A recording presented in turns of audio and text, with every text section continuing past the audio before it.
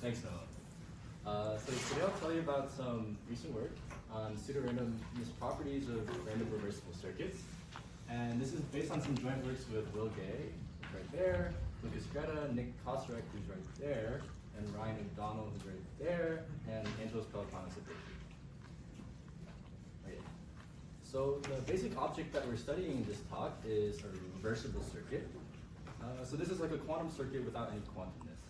So to set it up, I have n wires, and a circuit is composed of gates. And in a reversible circuit, the gates will compute local permutations. So they'll act on 3 bits at a time. So that's a gate. And it's reversible, so the gates are reversible. So the gate computes a permutation of the 3-bit strings. So this extends to a permutation of the n-bit strings. For example, if I pass through this binary string through this gate, then I see that the first 3 bits that the gate's acting on are 1, 1, 1, so it should get mapped to 0, 0, 1. So the rest of the bits are unaffected, and this gate computes the following permutation on this input string. And the circuit is just the composition of many of these 3-bit gates, like this. So these are all gates, and note that unlike the first gate, some of these gates are not local in the sense are not local on this 1D geometry. For example, here we have many gates that are acting on bits that are far apart. And I'll remark a little bit on this later. And so yeah, maybe the output string after feeding this input is this. So this computes a permutation of the set of n bits. Yes? Sorry, I missed the definition of reversible for gate. Can you say it one more time? Oh, so its reversibility means that this function that it computes on the 3-bit strings is a permutation. So you can write it backwards as an inverse. Okay, so this computes a permutation of the n-bit strings. And a common point of confusion is that this is not, so to get rid of this confusion, this is not necessarily a permutation of a set of size n. It's not just permuting the wires right, it's really acting on the labels on the wires. So it's an element of sim2 to the n, not sim n. And a random reversible circuit is just a reversible circuit where each gate is a chosen IID at random. So there are n choose 3 many wires you can act on, and 8 factorial permutations of the n-bit strings. So there are n choose 3 times 8 factorial many of these gates. And a random reversible circuit, you're just choosing each gate at random. And so this induces a distribution on the set of permutations of n-bit strings. And a while ago, Tim Gowers was thinking about this model, and he asked the question of how closely a random reversible circuit of some size resembles a completely random permutation of the n-bit strings. So to answer this question, or to start to try to study it, you need to define what you mean by resemblance. So what kind of adversary is your permutation indistinguishable from a uniform random permutation? And in this talk, the notion of pseudorandomness that we're going to use is that of approximate k-wise independence. And so the definition is that random permutation pi, so this is a distribution on sim 0, 1 to the n, is epsilon approximate k-wise independent if for all input tuples of k strings that are distinct, if you apply pi to all of them, then you get a distribution on k tuples of strings that's approximately close to uniform. So here, this y1 through yk is a uniform random tuple, k tuple of distinct n-bit strings. And so note that this is, you can also think of this, this is equivalent to saying that pi is indistinguishable from random to adversary with k queries to the permutation. So this is a statistical notion of indistinguishability. There's no computation, no computational assumption on the adversary. Okay. Does the adversary know all the parameters, the size parameters, like how many gates there are? Yeah. And So the width of the circuit. so it knows the description of the distribution, but it doesn't. It draws a yeah. It does. Okay. So there's a nice way to study this approximate k-wise independence notion, especially for the random reversible circuits case. And this is, you can study it as a random walk. So a random walk on a graph, And here our graph is going to have the following vertex set, which is the set of k tuples of n distinct streams. And a vertex is just a k tuple, so x1 through xk. And an edge is labeled, say, by a gate g, and it connects x1 through xk to gx1 through gxk. And so maybe g prime is another gate, and this is another edge. And this might be a path of length 2. So note that the degree of each vertex in this graph is 8 factorial times n choose 3. Okay, so now there's a path of length L in this graph, which corresponds to a reversible circuit with L gates. A random path in this graph, so if I started a vertex and do a random walk, this corresponds to running a random reversible circuit with L gates. And so approximate KY's independence is equivalent to mixing to the uniform distribution on distinct Kn. So this is how we're going to study our random reversible circuits from the perspective of Markov chain random walks. So now I'll tell you the previous results. So when Gowers first studied this question, it's not even clear that a polynomial number of gates suffices for approximate KY's independence, but he showed that indeed it's the case. That under some mild restrictions on n and k, a random reversible circuit with about n to the 8th times k cubed gates is exponentially close to KY's independent.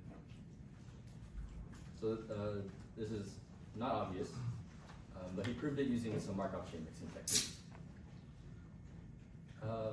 Uri et al. In 2004 improved this to n cubed k cubed and removed some of the restrictions on n and k. And up until this year, the state of the art was this result by Brodsky and Huri that a random reversible circuit with n squared k squared gates, I'm ignoring polylogs throughout this talk, is constantly close to KY's independent. Yeah, so you lose this exponential closeness, but you improve your size. So this is the state of art up until 2024.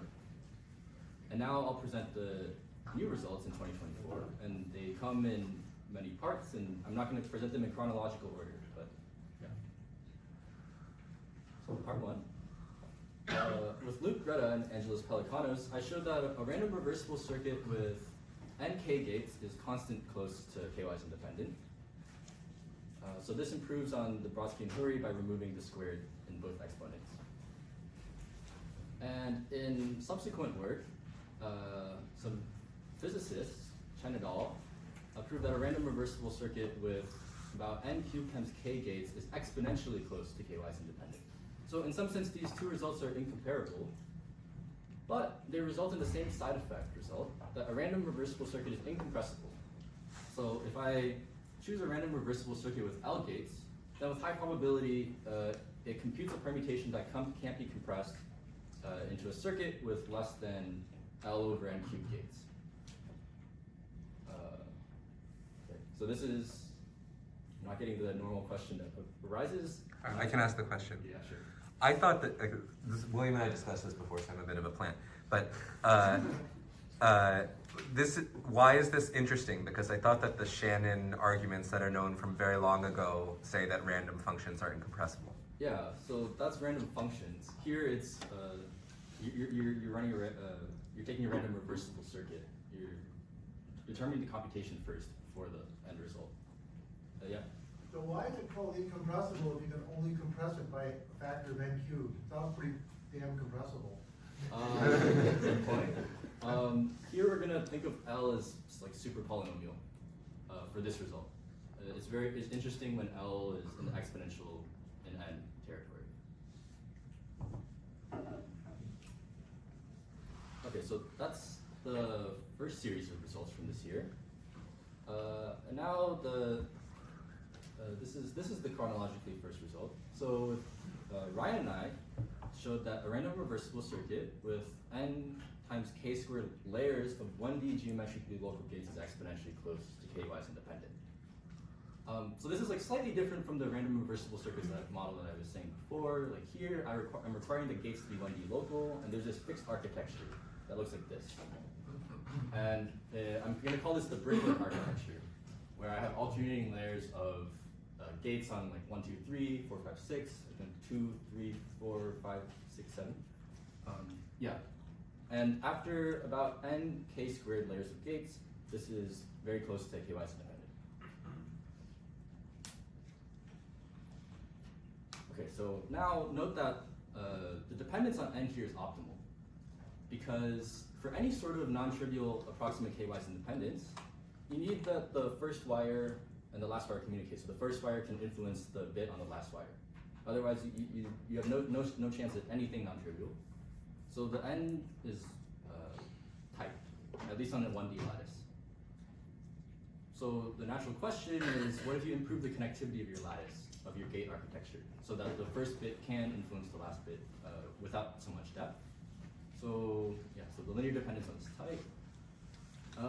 So with Will Gay and Nick Kosterek, I showed that a random reversible circuit with square root n, this improves the n, times k cubed, layers of 2D geometrically local gates is close to KY's independent.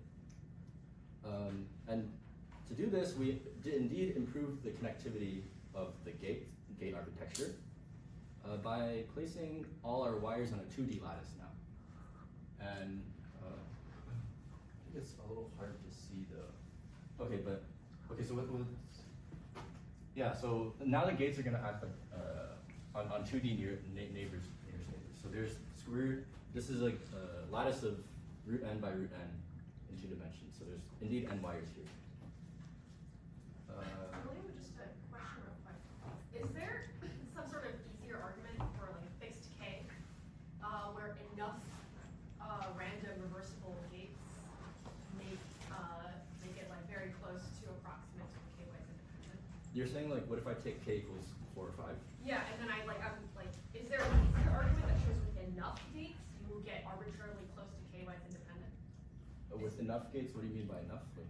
Like enough random, like here it seems like you don't need very many random reversible gates to get something close to KY's independent. Or am I interpreting this result? You should, so for these last two results, you should try to think of k as a constant. K, for some reason we care about k equals 4 actually. Although it's not clear, but yeah, it's not trivial even if k is a constant, I think. Okay, so that's the results that I'll tell you about. But you might ask what the motivation is. Wait, So, can I ask one question? So nothing is known about without, I guess like if you make these like geometric models, it's incomparable, right? yes. But is it possible that without the, like for the first one, the first model you described where you pick just 3 random bits for every gate, Yeah. that also has like a sublinear and end, like with sublinear and end gates, you can do this? That isn't possible because if you put down sublinear 3-bit gates. I see, there will be one pair that doesn't influence each other or Yeah. something. Wait, so sorry, this is actually still using like linear and end gates? Yeah. It's just that like each layer has like square root n. Yeah, so we're gonna this result black box is the previous result. I see. We're gonna apply like a random random 1D permutation on this thing and this thing. We're gonna do it in parallel. I see. So how many gates does this actually have? So number of layers is this times n, so n to the 1.5. Okay. And this generalizes to higher dimensions too, but with some loss in the approximation. So William, one more question. So you're asking for approximate KY dependence for very small epsilon, which is like exponentially small in n, or like exponentially small in n to the half. Yeah. What if you were to like consider epsilons which are like inverse polynomial or something larger? How does it affect? Is there a version which talks about tunable epsilon? So the size Constant epsilon. Yeah. So the size guarantee for constant epsilon and inverse polynomial epsilon, at least for this result, is the same. It doesn't matter if it's exponential. So I just took the best epsilon I could get. It's because we're using spectral gap arguments. Okay, so those are the results, and now I'm going to give you some motivation for these results. So if you're a cryptographer, you care about generating pseudorandom permutations, maybe computational pseudorandom permutations, and you really hope that a random reversible circuit or some kind of random reversible circuit is a computationally pseudorandom permutation. But it's generally hard to connect like the well-studied hardness assumptions, like factoring or LWE, with these circuits. So you could, but you still want to say something about how secure your candidate PRP is. And approximate k-wise independence guarantees security against certain well-known attacks. So for example, 2-wise independence implies security against linear and differential attacks against block ciphers. And in general, like a k-wise independence implies security against any attack that looks like k inputs at a time. And I don't know if you want to believe this conjecture or not, but a while ago, Rakoff conjectured that a 4-wise independent block cipher or permutation is computationally pseudorandom under some conditions on how you generate the permutation. So indeed, like if you want to believe this conjecture by Rakoff, then you can go back to the previous results with GHK and HO and plug k equals 4 and get some pretty fast mixing. Pretty efficient k-wise independence. And moreover, on that note, if you're a practical cryptographer, you want to implement these PRPs in hardware. And these geometrically local models with fixed architectures is very amenable to this. Do you believe the conjecture? Oh, probably not. Maybe some weaker form of it. Like, I think the conjecture is more to highlight how much we can. And okay, so if you're a cryptographer, that's your motivation. But if you're a quantum person, then you care about these objects called unitary K designs, which are just like quantum analogs of approximate K-wise independent permutations. And people think that a random quantum circuit models a black hole, and if you believe this model, then you care about the incompressibility result. I won't say much on this because I don't know much on this. And okay, so if you want to construct unitary K designs for whatever reason you might care about unitary K designs, you actually want to. You would really like to construct an approximate K-wise independent permutation, because from that you can get a black box construction of the unitary K designs by some results from this year of Mecker et al. And Shannon et al. Okay, so that's all for like introducing our results and the motivation. And now I'll prove to you like the baby theorem from me and Ryan's paper. So this baby theorem is not the state of art in any way. Well, it was for like a month or something. But it really highlights some of the ideas that goes into the main results of HO and GHK. So the theorem is that a random reversible circuit with this many gates, so is epsilon approximate close to k-wise independent. And you might recognize such mixing times as arising from spectral gaps. So indeed, the way we prove this is that we show that the corresponding random walk that I talked about earlier has a spectral gap of about 1/nk. So what is a spectral gap? Well, to define the spectral gap, first you define the Laplacian of the random walk, which is just the identity matrix minus the transition matrix of the random walk. And now the Laplacian has eigenvalues, and the smallest one is 0, and the other ones are bigger than 0. And the spectral gap is the difference between the first and second eigenvalues. So what's the smallest non-zero eigenvalue of this Laplacian? And what we want to show, or what the spectral gap is equivalent to, is we're going to show that the second smallest eigenvalue is about 1/nk, the polylogs. Okay. Are these, is it an undirected? The walk is undirected? Yeah. So all these operators are going to be self-adjoint. Okay. So to prove this, I'm going to make some generalizations of my Laplacian. So I'm going to first write my normal Laplacian as L3. And this corresponds to the fact that my gates are acting on 3 bits at a time. So L equals L3, and then I'll introduce L4, L5, L6, all the way up to Ln. And so Li corresponds to the random walk, where each step corresponds to the action of a gate acting on I wires at a time. Then I'm going to write the following telescoping product. So the spectral gap lambda 2L is equal to this telescoping product. Note that I skipped some of the first like 3, 4, 5, and I went straight to 20 log K. But note that it indeed does telescope, like this cancels this cancels this cancels this. And then this is really just a random walk on the complete graph, so it has a spectral gap of 1. So now if you know what a localization scheme is, you might think this is very familiar, and indeed it should be. If you don't know what a localization scheme is, well, this is sort of what a localization scheme is like. And I'm going to claim that all these, I'm not going to worry about the leftmost factor for now. I'm going to deal with the ones on the right, the second through the n.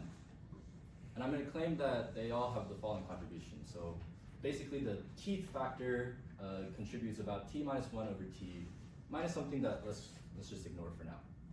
But this only applies for large enough t. So I'm going to bound this by, lower bound this by, this, here. And to deal with this first factor, I'm just going to black box the old result of Brodsky and Hurry. Brodsky and Hurry showed a 1 over n squared k spectral gap. And here I can view this spectral gap as taking n to be log k. And if I take n to be log k, then I don't care about that extra k squared factor, or n squared factor. Is this optimal, the bound for the first one? Bound for the first one? Like if you're using a black box bound, but could you get a better dependence if there was a better bound in the first term, or is the bound in the first term optimal? You could get a better bound, because you're losing logs. Yeah. So really, I mean, we're really just providing more fine-grained analysis for the larger factors. So just doing algebra now, substituting in these bounds. So at least this, telescoping away, this is mega tilde of 1 over n. And this would complete the proof. So we just need to prove this claim. Okay. Okay, so now I want to prove this claim for all t, but really like for all t that are not equal to n, like these are just mini versions of the case for t equals n. So I'm really just going to prove it when t equals n.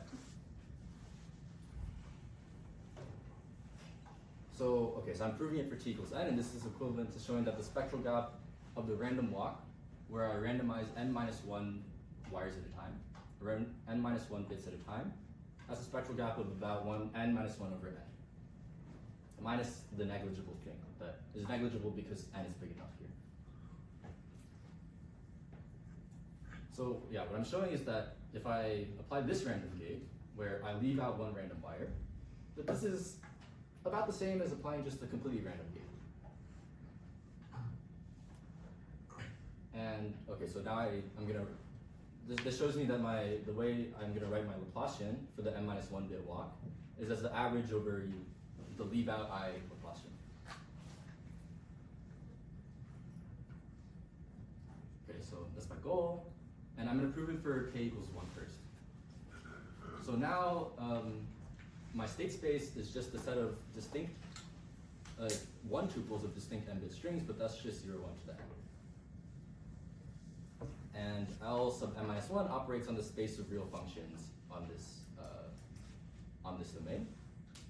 And now I'm going to diagonalize L sub n minus 1. So Ryan's on this paper. There's some Fourier analysis. I'm going to diagonalize it using the Fourier, the parity, plus minus 1 parity functions. So chi s is the Boolean function that is the plus minus 1 parity function for like the subset S of n. So just recall chi s of x is equal to this plus minus 1 parity function. So it's minus 1 if the parity of the bits that lie in S is odd, and otherwise it's even, or 1 if it's even. I said that I'm going to use these chi's to diagonalize my L sub n minus 1, so I'm going to show that they form an orthonormal eigenbasis for L sub n minus 1. So I already know that they're orthonormal, so I'm just going to show that they form an eigenbasis. So I'm just going to compute. What if I leave out the, okay, Okay, so I know that L sub n minus 1 is just the average over L leave out i's. So I'm just going to compute what L leave out I does to the S parity function. And this is just noting that L leave out I is like identity minus the transition matrix of the leave out the ith bit random walk. And now I'm just using the definition of what the leave out ith bit random walk is. I'm averaging over all, so to evaluate chi s at x, or p leave out I chi s at x, this is what the random walk does. So I'm resampling a new y, but I'm making sure that the ith coordinate of y matches the ith coordinate of x. And so just an example, what if s is the singleton 2, and I randomize everything, and I equals 6, so I randomize everything but the 6th bit. Well, then this is gonna like completely smush my parity function if I average over all y that match in the 6th bit. So in general, like I have the following formula where if I take chi and I average it over all y's that agree with on the ith bit, well, this leaves alone the parity function, the empty parity function and the singleton I parity function, but it completely smushes all the other ones. And so this shows that the leave out I Laplacian completely smushes the parity functions, the empty parity function and the I parity function. But all the other parity functions are left alone by L leave out I. Okay, so any questions?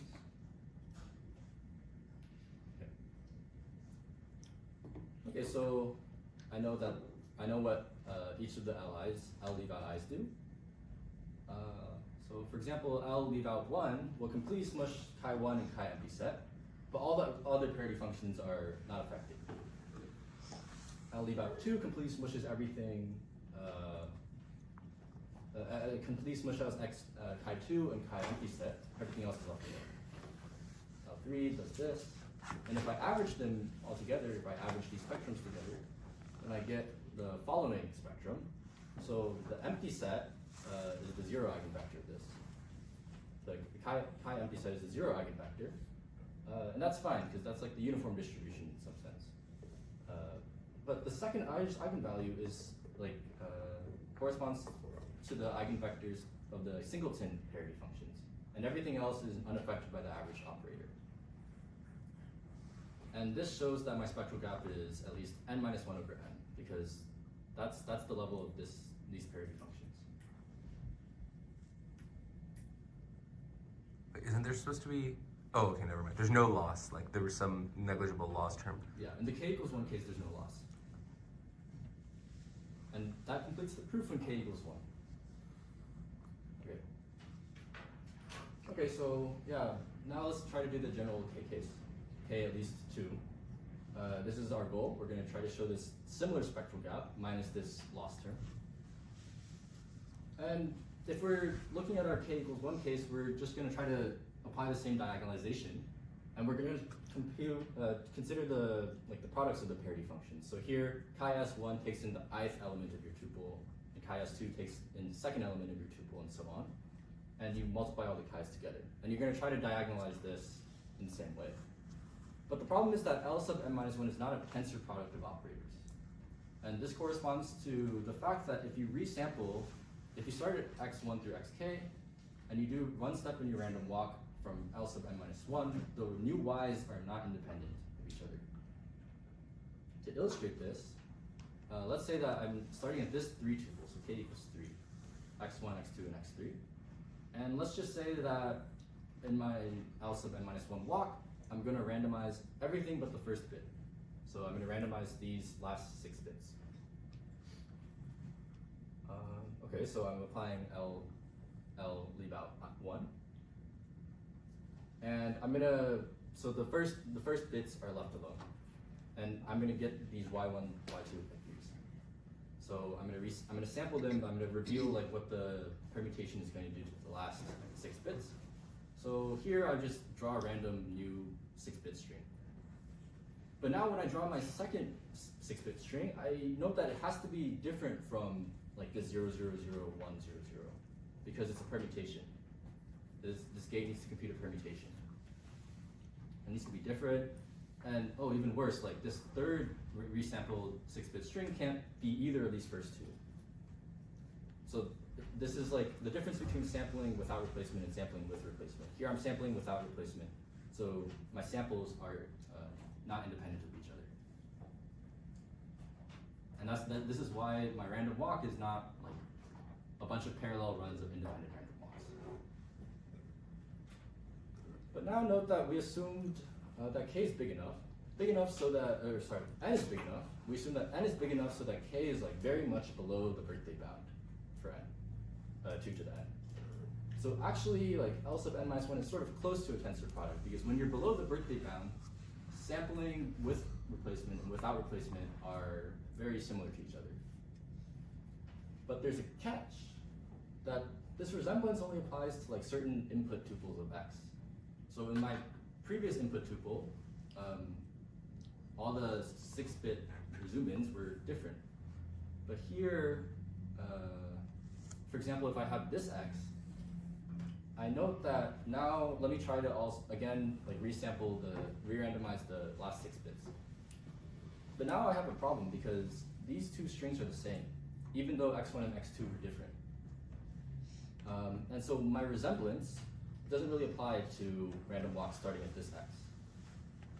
To deal with this, and to deal with this issue, we're going to use escape probabilities to argue that such bad collision x's that are outside of what I'm calling B safe here really contribute very, very little to the spectral gap.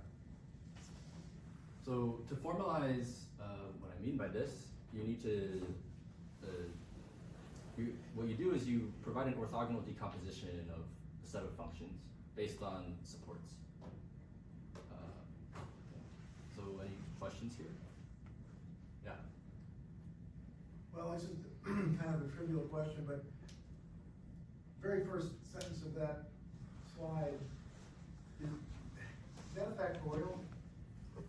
No, that's just a, no, that's like, that's an explanation. Because if it is a factorial, it's not saying much. Yeah.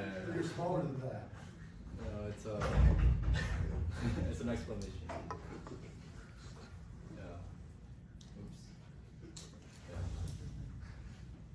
Yeah. Okay, so.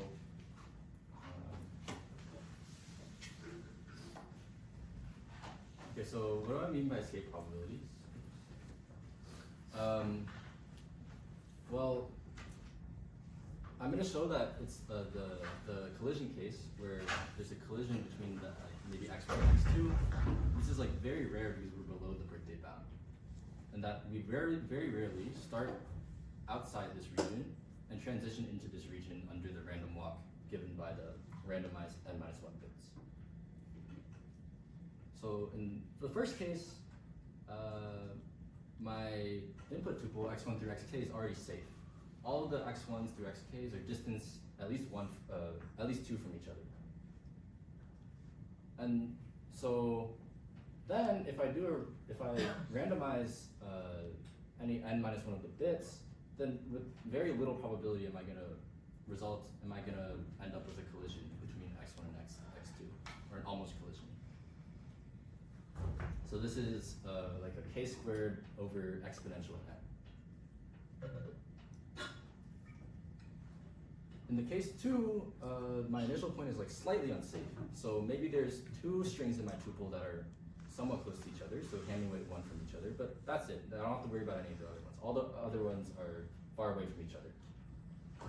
Then, wherever x1 and x2 have a different coordinate, if I leave out that in my random walk, then I won't escape this region.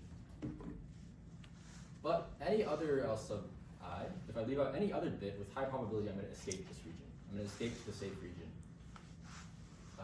With a similar probability to this k squared over exponential n. So because I have like a 1 over n probability of failing to escape, I accumulate about n minus 1 over n to the spectral gap. And in case 3, my initial point is extremely unsafe. So maybe there's a bunch of collisions. Like x1 is close to x2, but also x3 is close to x4. And maybe even more happens. But now that I'll observe that re-randomizing any of the bits will cause an escape to at least the unsafe region. So really I'm showing that this graph, if I restrict to the unsafe region, it's really a pretty good expander. There's good escape probabilities. Yeah. That's good. This is just a conceptual question, but so these points that you're plugging in, we shouldn't really think of them as, like if it was in the original case where you're talking about the k-wise independence, then if there were like unsafe points, then it ruins the security of the whole thing, right? Yeah, where that initial point doesn't mix fast. Yeah, so is the point that somehow the going through thinking of this as a random walk and doing this product and whatever is allowing you to think about like sort of the security of an average point as opposed to the security of a worst case point in some sense? Because like now you're allowed to let some points be unsafe and it's still okay because there are not that many of them or something like that. That's one way you can think about it. But more importantly, you're saying that like the unsafe region is already expanding very well into the safe region. So you don't have to worry about it too much. Okay. Because I guess like the actual random walk, the actual like secure, the thing that's supposed to be the PRG is doing like many iterations of this, right? So even if you start out somewhere unsafe, you quickly get somewhere that's safe or something like that. Yeah. You have many chances to escape. Okay. And that's an idea that's going to come up later.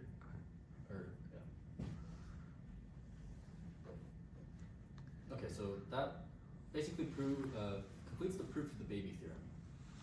That this non-local gates, so no geometrically local gates, random walk has a spectral gap of 1 over nk of the polylogs. So to prove the main theorem, which is really about this brickwork architecture with geometrically local gates, we have to first prove an intermediate theorem, which is the same thing as the baby theorem, but now I'm restricting my gates to be 1D local. So they act on 3 consecutive wires at a time. Right, so same proof technique, I'm going to show a spectral gap of 1 over nk.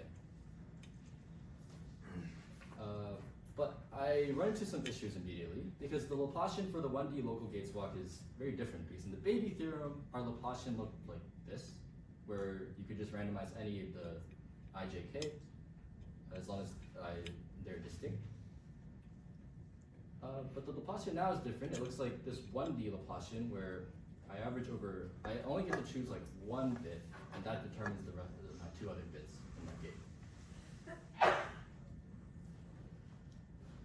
So, what if we just try to do the same inductive technique, that like a gate of size n is about the same as this gate of size n-1, which is about the same as the gate of size n-2.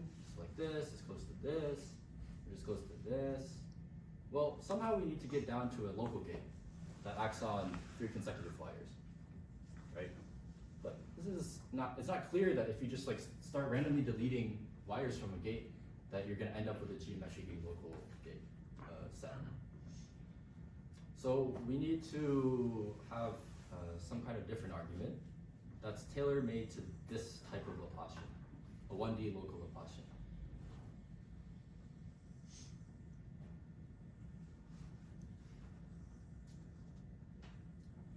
But note that, or I don't know, okay, so it's a fact that physicists really care about Laplacians that look like this, where like each of the local terms in your Laplacian act on bits, or as they call it, particles that lie next to each other in a 1D lattice. And they really like to prove spectral gaps for these types of systems. So you can regard this as a description of some physical system where a bunch of particles lie on a 1D lattice. And physicists know how to prove spectral gaps for this. And indeed, so this mathematical physicist, Nachtergaele, showed how to prove a spectral gap for exactly this type of Laplacian, or as he calls it, a Hamiltonian. And it turns out that to use the lemma of Nachtergaele, you need to prove mixing results similar to, you need to prove a baby spectral gap in a way that's similar to how you prove the baby theorem of HO. So really we're recycling ideas from the baby theorem to prove that you can use this lemma to bound the spectral gap of this 1D local Laplacian in the same, similar manner. Okay. Okay, so this intermediate theorem is just about putting one 1D local gate down at a time. But we really care about the brickwork version where you put in parallel many 1D local gates at a time. And to go from the intermediate theorem to the main theorem, from 1D local gates to brickwork layers, you use another physics technique called the detectability lemma. And this is it follows pretty immediately from the detectability lemma.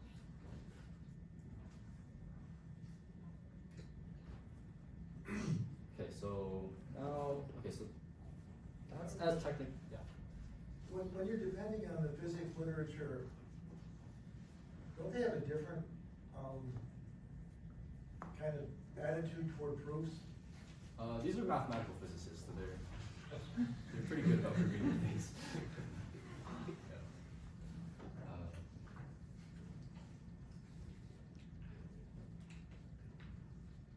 Okay, so that there's no more like technical content. I'm just gonna give you some of the ideas about how to prove GHK and GHP. So for GHK, you start with the main theorem of HO that a 1D local random reversible circuit with about nk squared layers is exponentially close to KYC dependent. And now you want to upgrade this to the 2D case. So observe that first we know that the linear dependence is tight for the 1D architecture, so we need to go to 2D. But there's another issue that comes up when you try to use spectral gap arguments to prove mixing. Naive spectral gap to mixing results, if you try to prove a spectral gap for this 2D random walk naively and just try to use this like well-known spectral gap to mixing result, you immediately get a linear dependence on that. And that's because if you prove a spectral gap of lambda, no matter how good your lambda is, your mixing time is going to be 1 over lambda times, sorry, there should be no log here. There's no log here. It's just nk, 1 over lambda times nk plus log 1 over epsilon. And the nk arises because that's the log of the size of the state space in our random walk, which is nk. Yeah, so we can't be just naively proving spectral gaps. So the solution is a finer, we still use spectral arguments, but we need to do a finer grained spectral argument. And we're going to kind of recycle some ideas from HO by decomposing our space of distinct k-tuples of distinct n-bit strings into smaller and smaller sets. And so that doing this will result in our theorem. So the gray is still missing from this, but okay, so it really should look like this, but with like the gray version, it'll be gray over here. Yeah, so imagine there's like a gray box here. And in place of the gray box, I'm going to place a random 1D brickwork circuit from me and Ryan's paper on square root n wires. And using the approximate KY's independence of that 1D brickwork circuit, I'm going to just replace it with a completely random permutation of 0, 1 to the square root n. And so, yeah, so this is the architecture that we're dealing with. And each of these green things you can regard as a 1D brickwork circuit. And so now we just need to analyze the random walk given by this green circuit. And that's like, we're alternating like rows and columns, permutations. And so we just need to analyze like the random walk given by this transition matrix, where I do a root n row permutations in parallel, then root n column permutations in parallel. I repeat this k log k times. So we can't, as we know, we can't just analyze this, we can't just prove a spectral gap for this PRPCA thing. We have to do something more clever.